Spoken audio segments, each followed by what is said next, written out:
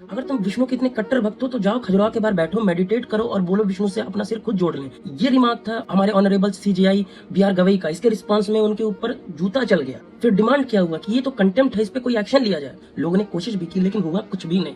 2020 में आपको याद हो तो प्रशांत भूषण ने जो तब के सीजीआई थे उनको एक महंगी बाइक ड्राइव करने के लिए क्रिटिसाइज कर दिया था और इसको भी कंटेम्प्ट ऑफ कोर्ट के तहत उनके ऊपर ₹1 का पेनाल्टी लगा था। तो कितना बोलना फ्रीडम ऑफ स्पीच है और कब बन जाता है कंटेम्प्ट ऑफ कोर्ट, चलिए इस वीडियो में समझते हैं। तो पता होगा हमारे कॉन्स्टिट्यूशन में पार्ट 3 फंडामेंटल राइट के बारे में बात करता है।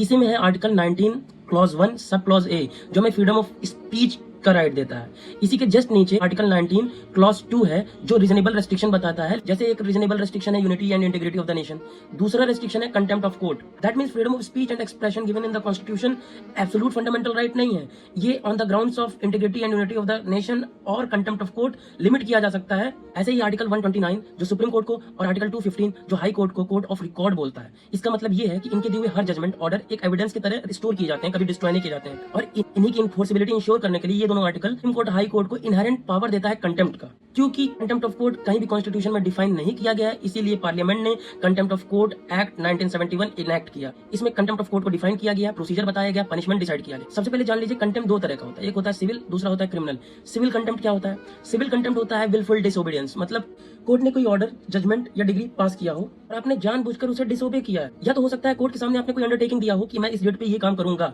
उस अंडरटेकिंग को आपने ब्रीच कर दिया, ये भी सिविल कंटेम्प्ट में आता है। दूसरा कंटेम्प्ट होता है क्रिमिनल कंटेम्प्ट। इसमें क्या होता है, अगर कोई कोर्ट प्रोसीडिंग चल रहा है और उसको आप ऑब्स्ट्रक्ट कर रहे हैं, आप लिखकर या किसी स्पीच के थ्रू कोर्ट की डिग्निटी को मैलाइन कर रहे हैं, तो ये भी क्रिमिनल कंटेम्प्ट में आता है। कुछ एक्सेप्शन भी हैं, जैसे अगर आप कोई जजमेंट है कोर्ट का, अगर आप उसके मेरिट के बेसिस पे फेयर क्रिटिसिज्म कर रहे हैं तो एक एक्सेप्शन है। एडमिनिस्ट्रेटिव फंक्शनिंग है कोर्ट का, जैसे कोलिजियम सिस्टम आपने रिसेंटली सुना होगा, एक फेयर क्रिटिसिज्म है, ये भी एक्सेप्शन में आता है। आप कोर्ट का प्रोसीजर है और आप फेयर रिपोर्टिंग कर रहे हैं एज इट इज जैसा हो रहा है, तो भी एक्सेप्शन में आता है। अब बात आता है सबऑर्डिनेट कोर्ट्स के बारे में, तो सबऑर्डिनेट कोर्ट्स खुद से कंटेम्प्ट इशू नहीं करते हैं, ये रेफर करते हैं हाई कोर्ट को। High court on behalf of subordinate court contempt issue कर सकते हैं। इन दोनों के अलावा भी पार्लियामेंट अगर चाहे तो लॉ बना के किसी ट्राइब्यूनल या किसी कोर्ट इंपावर कर सकता है कंटेम्प्ट इशू करने के लिए। अब एक और बात सोच रहे होंगे आप, कंटेम्प्ट इशू करने के लिए प्रोसेस क्या फॉलो होता है? चलिए एक रिसेंट एग्जांपल से ही समझते हैं। अभी राकेश किशोर जी ने शूज फेंका के ऊपर, अगर उसी टाइम सुप्रीम कोर्ट चाहता तो सीओ मोटो कॉग्निजेंस लेते हुए कंटेम्प्ट इशू कर सकता था, लेकिन उसने नहीं किया, तो एक तरीका है कंटेम्प्ट इशू करने का।